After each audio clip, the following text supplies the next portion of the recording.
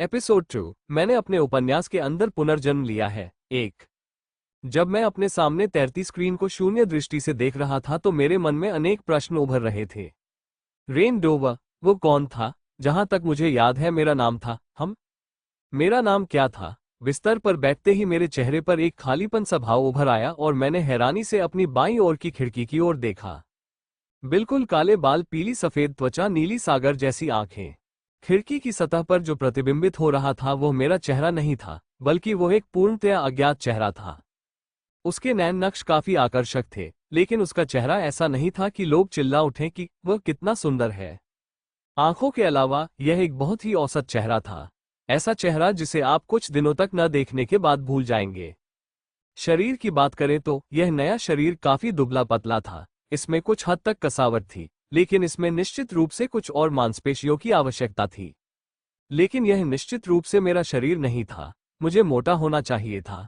फिर भी आईने में प्रतिबिंब को देखते हुए मैं इस बात से इनकार नहीं कर सका कि यह मैं ही था जो शरीर को नियंत्रित कर रहा था, क्योंकि हर बार जब मैं अपना चेहरा छूता था तो खिड़की पर प्रतिबिंब भी दिखाता था कि आईने में प्रतिबिंबित युवा अपने चेहरे को छू रहा था। बिस्तर के किनारे पर बैठकर मैंने अपनी पतली हो चुकी टांगों को देखा, जिन्हें मैंने हाई स्कूल के दिनों के बाद से नहीं देखा था, और खड़ी हो गई। कुछ कदम लड़खड़ाते हुए मुझे अपने सिर पर दर्द की लहर महसूस हुई और मुझे भयंकर माइग्रेन का अनुभव होने लगा, जिसके बाद चक्कर आने की गंभीर समस्या भी हुई। दर्द दर्द, ऐसा असहनीय दर्द जो मैंने पहले कभी महसूस नहीं किया था, मेरे पूरे अस्तित्व को जकड़ लिया जब मैंने अपने शरीर को सहारा देने के लिए दीवार पर अपना हाथ टिकाया। हफ हफ, ऐसा लग रहा था कि घंटों का समय बीत गया, लेकिन ये समय कुछ सेकंड में बीत गया और दर्द धीरे धीरे कम हो गया तथा मैं जमीन पर हौंफने और भारी सांस लेने के लिए तड़पने लगा। केवल 10 मिनट के बाद ही मैं अंततः वापस खड़ा होने में कामयाब हो सका। कमरे में इधर उधर देखते हुए मेरे सामने एक सादा सा सजा हुआ कमरा था। कमरे में बुनियादी जरूरतों से सामान मौजूद था, जिसमें एक साफ सफेद बिस्तर, एक पुरानी लकड़ी की बड़ी मेज, एक लंबी अलमारी और एक छोटा सा बाथरूम शामिल था। जब मैंने इधर उधर देखा तो मुझे डेस्क के ऊपर एक अजीब सी टैबलेट जैसी वस्तु दिखाई दी। उत्तर पाने के लिए आतुर होकर मैं तुरंत उस डेस्क के पास गया जहां वह मेज जैसी वस्तु रखी थी, ताकि यह पता लगा सकूं कि आखिर हो क्या रहा है। जब मैं चल रहा था तो मेरे मस्तिष्क में एक अजीब सी अनुभूति हुई। मुझे अपनी गतिविधियों के बीच एक असंततता का एहसास हुआ। पहले तो मैंने सोचा कि शायद ऐसा मेरे अचानक दुबले हो जाने के कारण हुआ होगा, लेकिन वास्तव में मेरे शरीर में परिवर्तन के कारण मेरे चलने फिरने की आदत न होने से कहीं अधिक ऐसा था कि मैं इस शरीर की बिल्कुल भी आदी नहीं थी। मुझे ऐसा लगा जैसे मेरी हरकतों में कुछ देरी हो रही है, लेकिन जैसे जैसे मैं धीरे धीरे आगे बढ़ा, समय का यह अंतराल धीरे धीरे गायब हो गया। मुझे नहीं पता कि यह क्या था, लेकिन शायद यह इसलिए था क्योंकि मेरी आत्मा अभी भी इस नए शरीर की आदी नहीं हुई थी। खैर, इस बात को एक तरफ रखते हुए एक महत्वपूर्ण बात थी जिसकी मुझे पुष्टि करनी थी। मुझे इस बात का अंदाजा था कि क्या हुआ था, लेकिन मुझे इसकी पुष्टि करनी थी, और डेस्क पर रखे टैबलेट से बेहतर तरीका और क्या हो सकता था। टैबलेट के सामने पहुंचकर मैंने ध्यान से स्क्रीन पर टैप किया और फिर धम्म, एक के बाद एक होलोग्राफिक सूचनाएं मेरे सामने आने लगती हैं, जो मुझे चौंका देती हैं। अपने आप को शांत करते हुए मैंने अपने सामने प्रस्तुत जानकारी को देखा। उपयोगकर्ता आईडी रेन डोवर, आयु 16, चित्र मेरी होलोग्राफिक छवि। कार्यक्रम हीरो कार्यक्रम, वर्ष 1, स्कूल रैंक 1750-2055। संभावित डी रैंक पेशा तलवारबाज। अच्छा, ऐसा है। जानकारी को अचंभित होकर देखते हुए मैंने तीखी हंसी निकाली। ऐसा लगता है कि मैंने अपने ही उपन्यास में पुनर्जन्म लिया है, और वह भी एक यादृच्छिक पात्र के रूप में जिसका कहानी से कोई लेना देना नहीं है। यह कोई नायक नहीं, बल्कि एक पूर्णतया अज्ञात गिरोह है। मुझे, लेखक को, उपन्यास के प्रत्येक पात्र को अवश्य जानना चाहिए, लेकिन रेन डोवर आखिर कौन था? मैंने कभी ऐसा चरित्र नहीं बनाया, लेकिन हालात जिस तरह से थे उसे देखते हुए मुझे शायद अब इस दुनिया को उपन्यास नहीं मानना चाहिए, क्योंकि मैं सचमुच अपने उपन्यास के कथानक के भीतर सांस ले रहा था और घूम रहा था। यदि आप सोच रहे हैं कि मैं इस स्थिति में इतना शांत क्यों हूं, तो इसका उत्तर बहुत सरल है। मुझे अपनी पिछली जिंदगी से नफरत थी। अपनी आखिरी सांस के दौरान मुझे एहसास हुआ कि अगर मैं मर भी जाऊं तो मुझे इसकी कोई परवाह नहीं है, अपने अंतिम क्षणों में मैंने केवल यही सोचा था कि यह अफसोस की बात है कि मैं इस तरह मर गया। मुझे नहीं पता कि कब, लेकिन किसी समय मैंने पहले ही जीवन से हार मान ली थी। लेकिन अजीब बात यह है कि ऐसा लगा कि मुझे जीवन में दूसरा मौका मिला, और साथ ही अपने अधूरे उपन्यास के किरदार के रूप में भी। हालांकि यह वाकई निराशाजनक है कि मैं नायक के रूप में पुनर्जन्म नहीं ले पाया। दरअसल ये सरासर झूठ था। दुनिया में कौन नायक बनना चाहता है? मुझे? हाँ, क्या तुम पागल हो?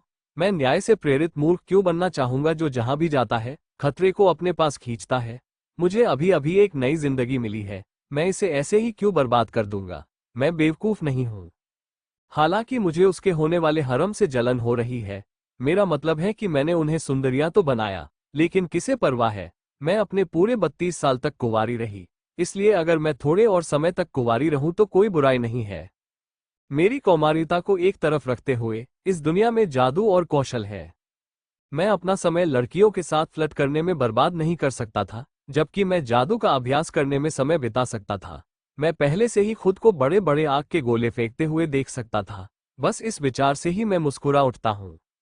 मेरा मतलब है कि मैं उत्साहित कैसे न हो। मैं ऐसी दुनिया से आया हूँ जहाँ जादू का अस्तित्व नहीं है, और अब जब मेरे पास इसकी पहुँच है तो मैं निश्चित रूप से इसे सीखूंगा। पर रुको, ये देखते हुए कि उन्होंने मेरी क्षमता को डी श्रेणी में रखा है, इसका मतलब ये होगा कि उन्होंने मेरी प्रतिभा का मूल्यांकन निम्न या मध्यम स्तर पर किया है। इस निम्न स्तर की प्रतिभा के साथ मैं किसी भी तरह तीसरे प्रलय से बच नहीं सकता था। अपना हाथ अपनी थोड़ी पर रखकर मैंने तुरंत अपने भविष्य की योजना बनानी शुरू कर दी। हालांकि लॉक के अंदर अन्य लोगों की तुलना में मेरी प्रतिभा कम है, लेकिन अगर हम इस बात को ध्यान में रखें कि अन्य अकादमियों में डी रैंक की प्रतिभा की अत्यधिक मांग है, तो मैं लॉक से स्नातक होने के बाद शायद आराम से रह सकता हूं। लेकिन अगर मैं सीमा का बीज ले लूं तो मैं अपनी सीमा को स्थायी रूप से हटा सकता हूं, लेकिन इससे नायक पर असर पड़ेगा। वास्तव में इस तथ्य पर विचार करते हुए कि उनकी प्रतिभा को पहले ही एसएसएस के रूप में वर्गीकृत किया जा चुका है, अगर मैं इसे सही मानूं तो यह वास्तव में कोई समस्या नहीं होनी चाहिए। मुझे अभी इसका एहसास हुआ, लेकिन क्या मैंने एक पूर्ण धोखेबाज चरित्र नहीं बनाया?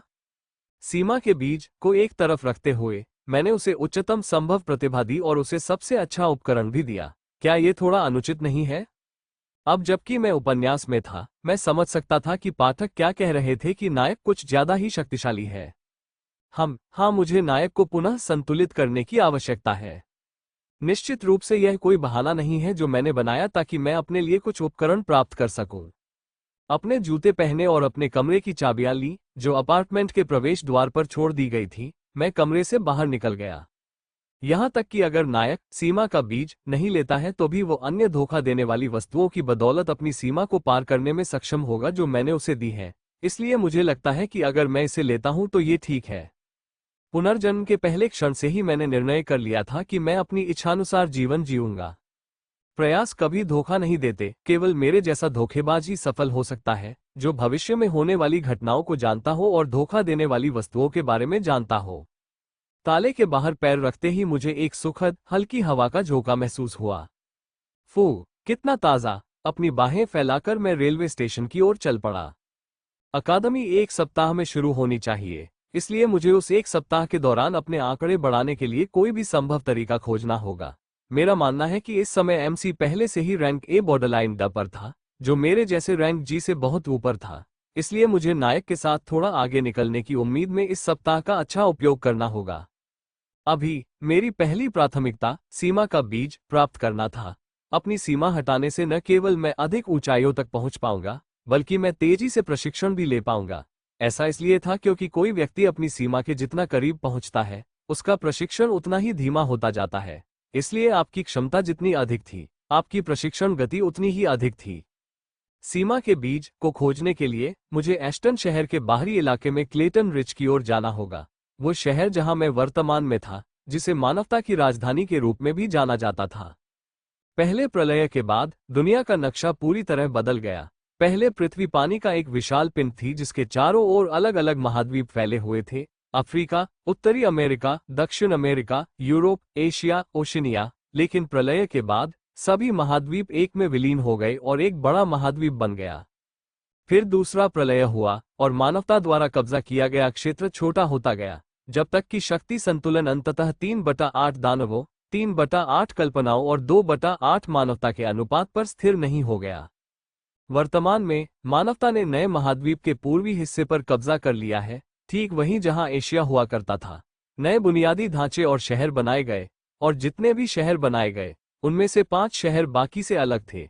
Conviction city, Dromeda city, Levington city, park city और अंत में एस्टन सिटी, जो वर्तमान मानव राजधानी है।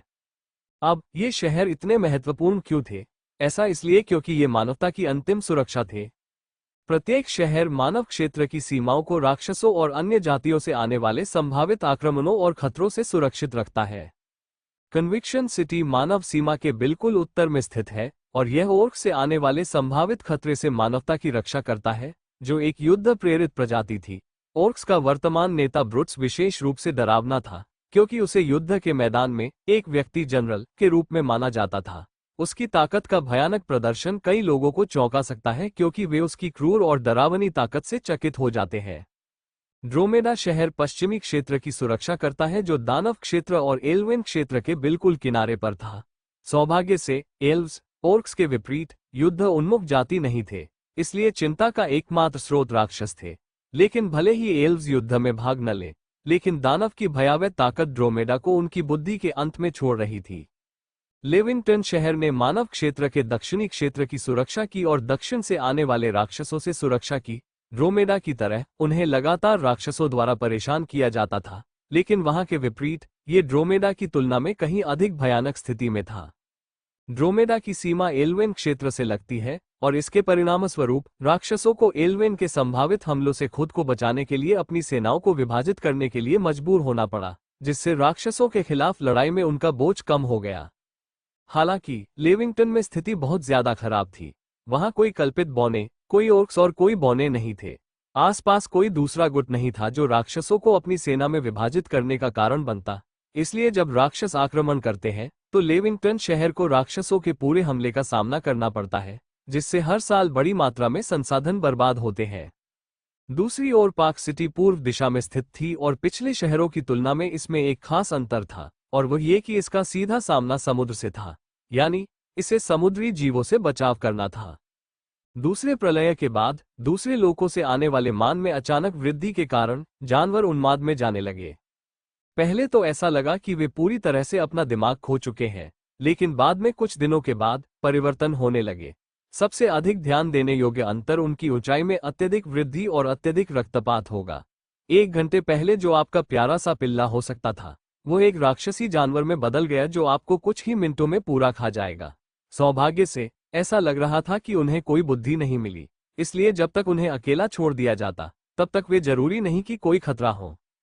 अंत में एस्टन शहर था, मानवता का केंद्र, आखिरी अवरोध जो मानवता को किसी भी बाहरी खतरे से बचाता है, सबसे सुरक्षित स्थान और वह क्षेत्र जहां लॉक रहता था। मानव जाति के लिए ज्ञात अंतिम प्रशिक्षण अकादमी केवल इस उद्देश्य से बनाई गई थी कि ऐसे सर्वश्रेष्ठ नायक तैयार किए जाएं जो पृथ्वी को पुनः प्राप्त करने के लिए नेतृत्व करेंगे। ये लॉक एक बहुत बड़ी सुविधा थी जो कई किलोमीटर तक फैली हुई थी, और इसमें उच्च स्तरीय प्रशिक्षण सुविधाएं थीं। इसमें 20,000 से ज्यादा छात्रावास कक्ष, 800 प्रशिक्षण सुविधाएं, 1000 कक्षाएं और छात्रों के खानपान की देखभाल के लिए 2000 उच्च प्रशिक्षित पेशेवर और शिक्षक थे। लॉक का छात्र होने के कई विशेषाधिकार थे, और उनमें से एक ये था कि आप सभी सार्वजनिक परिवहनों तक मुफ्त पहुंच प्राप्त कर सकते थे, जैसा कि मैं अभी कर रहा था। मेरा कार्ड यहाँ है। टिकट कार्यालय में महिला को अपना छात्र कार्ड देते हुए मैंने स्टेशन का नक्शा देखा। ओह, आप लॉक से एक छात्र हैं। मेरे कार्ड को आश्चर्य से देखते हुए टिकट देने वाली महिला सीधी बैठ गई और ध्यान से मेरी ओर देखने लगी। हाँ, कहाँ जाना है? कृपया क्लेटन रिज के पास स्टेशन 24 पर आएं। ऊपर नीचे देखते हुए टिकट वाली महिला अचानक मेरी ओर मुस्कुराई और मुझे मेरा स्टूडेंट कार्ड तथा टिकट थमा दिया। मैं समझ गया। आपकी यात्रा सुरक्षित हो। धन्यवाद। इस तरह मैं क्लेटन रिज के लिए हवाई ट्रेन में सवार हो गया।